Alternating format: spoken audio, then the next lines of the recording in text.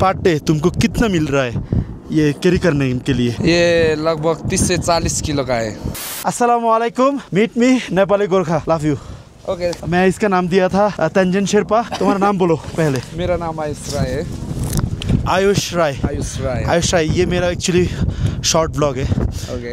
मैं एक बात बोलता हूँ, ज़िंदगी बहुत प्यारी है, घूमो फिरो। लेकिन नेपाल में ज़िंदगी का क्या दिक्कत है, ज़िंदगी कितना भी कठिन है, ये देखने के लिए नेपाल आना पड़ता है। ये तुम हर दिन कितने किलो कैरी कर रहे हो ये बैग? ये लगभग 30 से 40 किलो का है। 30 से 40 किलो। तुम दिल खुल के मुझे ये बोल सकते हो, ये पर डे तुमको कितना मिल रहा है ये कैरी करने के लिए? पर डे के लिए 1800। इसमें तुम्हारा खर्चा खाना पीना?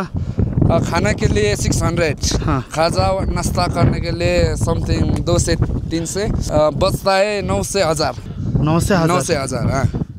फिर इस पैसे से घर भी चलाना पड़ेगा। ठीक है। বাচ্চা है तो उस भी চালানো পড়েগা।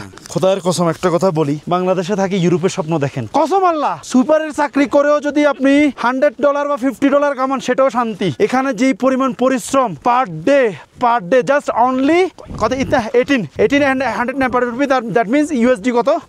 $15। So just think, oh my God, love you man, respect, full respect. Good. ওকে।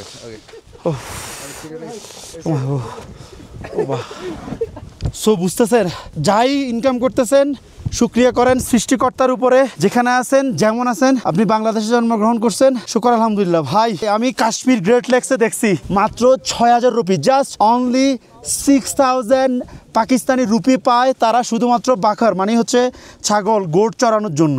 ফুল মান তারা চড়ায়। আমরা বাপের হোটেলে খাই, এক বাপে 3-4 ফোলা বাপে কামাইতেছে, বসে বসে খাইতেছেন, কিন্তু দেখেন এখানে জীবন কতটা কষ্ট, কতটা ডিফিকাল্ট।